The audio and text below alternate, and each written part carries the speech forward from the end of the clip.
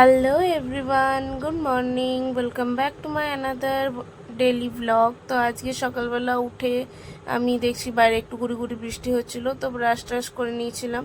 তারপর হঠাৎ করে আজ সকালবেলা সবার চাউমিন খেতে ইচ্ছে করছিলো। তো এখানে প্রথমে নুন, হলুদ আর একটু রিফাইন তেল দিয়ে প্রথমে আমি চাউমিনটাকে সিদ্ধ করে নিয়েছিলাম। তারপর এখানে পেঁয়াজ লঙ্কা কুচি রেখেছিলাম, আলু ভেজে নিয়েছিলাম, যেমন আমরা স্কুল টাইমে নিয়ে যেতাম না সেরকম। যেরকম হচ্ছে বেশি তামঝাম না, জাস্ট হলুদ চাউমিন। তা এটা হয়েছিল। তারপর বাজার করে নিয়ে চলে এসেছিলো, তো আমি এখানে বাজার গুছিয়ে নিয়েছিলাম। বাজার গুছিয়ে নেওয়ার পরে এখানে সব আনাজ কেটে নিয়েছিলাম। প্রথমে আধেকটা লাউ রেখে দিয়েছিলাম, তারপর আবার মনে হলো না এটা হবে না, ওই জন্য আবার একটু নিয়ে নিয়েছি পুরোটাই। তারপর আজকে আমার মাতাশ্রী এখানে রান্না করছে। মা এখানে মাছের টকের জন্য মাছ ভাজছে, এইখানে একদিকে লাউয়ের তরকারি করছে।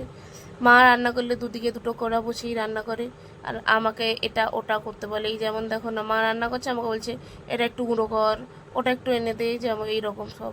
আর তারপরে এইসব রান্না বান্নার পরে বাসনগুলো তো আমাকেই ধুতে হবে না, তার এরকম চুটকি বাজিয়ে যদি ধোয়া হয়ে যেত কতই না ভালো হতো।